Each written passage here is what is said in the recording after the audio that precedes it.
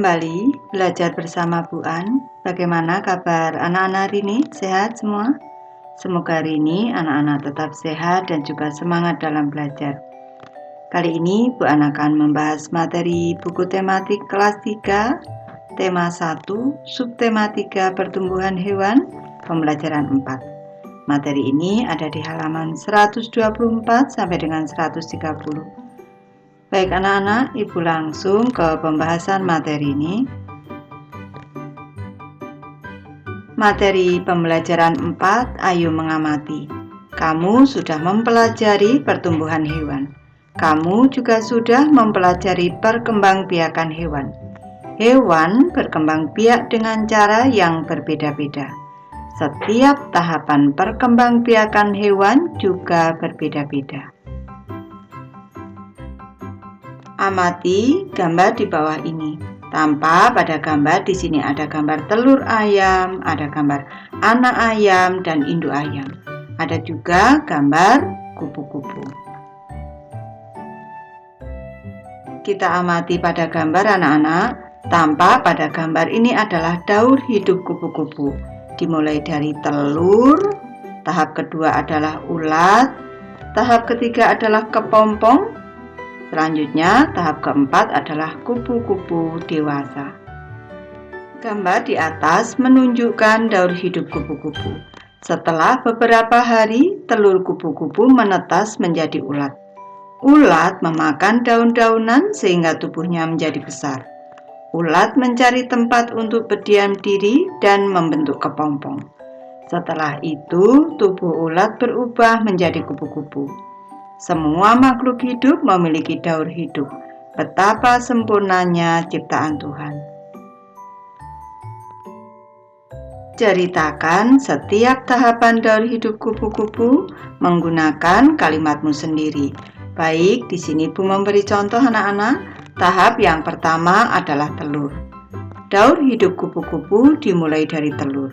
Telur kupu-kupu dihasilkan oleh kupu-kupu dewasa. Telur kupu-kupu menempel pada daun. Selanjutnya, tahap yang kedua adalah ulat. Tahap kedua dalam daur hidup kupu-kupu selanjutnya adalah ulat. Telur kupu-kupu menetas menjadi ulat. Ulat memakan daun-daunan hingga tubuhnya menjadi besar. Lanjut ke tahap ketiga anak-anak, yaitu kepompong. Nama lain kepompong adalah pupa. Tahap selanjutnya adalah kepompong atau pupa. Ulat mencari tempat untuk berdiam diri dan menjadi kepompong. Tahap keempat, kupu-kupu. Tahap yang keempat adalah kupu-kupu. Tubuh ulat menjadi kupu-kupu. Kupu-kupu terbang dengan sayap dan memiliki 6 kaki. Makanan kupu-kupu adalah nektar. Perlu anak-anak ketahui yang dimaksud dengan nektar adalah bahan untuk membuat madu.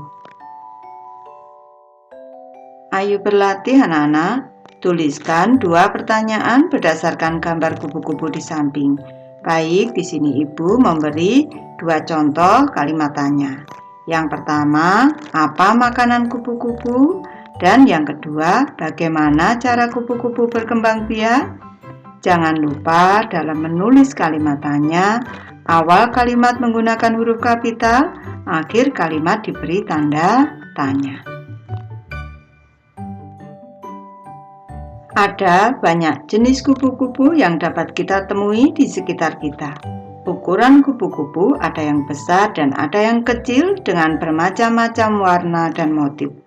Mari mencoba menirukan gerak sesuai tahapan daur hidup kupu-kupu.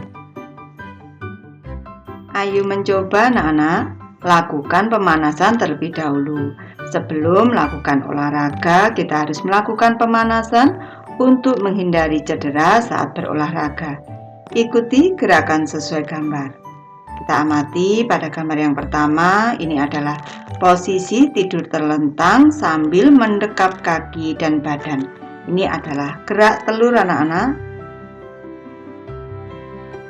Kita amati gambar berikutnya anak-anak, ini adalah posisi badan merangkak atau gerak ulat. Kita amati gerak selanjutnya anak-anak. Posisi berdiri, tangan mengepal dan disimpan di atas kepala. Salah satu kaki diangkat menyerupai gerak menggantung pada pohon. Ini adalah gerak kepompong. Selanjutnya kita amati pada gambar. Ini adalah posisi badan berdiri dan tangan terbuka. Kemudian bergerak seperti gerak kupu-kupu, berlari sambil melompat-lompat. Jawablah pertanyaan berikut ini sesuai dengan pengalamanmu saat menirukan gerak daur hidup kupu-kupu. Manakah gerakan yang paling senang kamu tirukan? Baik, di sini Ibu memberi alternatif jawaban atau memberi contoh. Gerakan seperti kupu-kupu terbang.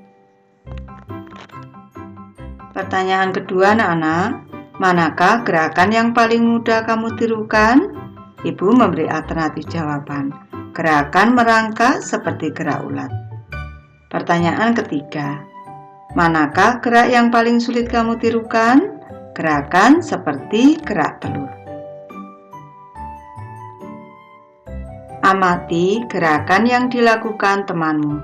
Tuliskan saran yang baik untuk perbaikan temanmu sebagai bentuk menghargai teman. Baik, di sini Ibu memberi contoh anak-anak. Saat melakukan gerak seperti kupu-kupu terbang, gerakan tanganmu bagus sekali, tetapi lompatanmu kurang lincah. Saranku, melompatlah dengan lincah agar menyerupai kupu-kupu yang sedang terbang. Lanjut ke materi Ayo Berlatih anak-anak. Cobalah sampaikan saran yang sudah kamu tulis. Bagaimana tanggapan temanmu? Di sini Ibu memberi contoh saja anak-anak. Temanku merasa senang diberi saran. Apakah dia mau menerima saranmu? Ya, temanku mau menerima saranku. Apa yang harus dilakukan agar saranmu dapat diterima baik oleh temanmu? Agar bisa diterima baik oleh temanku, aku harus menyampaikan saranku dengan santun. Ceritakan pengalamanmu saat memberi saran. Memberi saran dengan baik terhadap teman juga termasuk sikap menghargai teman. Kita harus memberikan saran yang baik jika melihat teman kita melakukan hal yang keliru. Ini kita lakukan sebagai tanda kita menyayangi teman. Menyayangi teman termasuk pengamalan sila kedua Pancasila. Sila kedua Pancasila adalah kemanusiaan yang adil dan beradab. Tentu anak-anak masih ingat simbolnya adalah rantai. Baik, Ibu sudah selesai membahas materi ini. Terima kasih anak-anak sudah menonton. Semoga ini bermanfaat membantu anak-anak belajar. Terima kasih.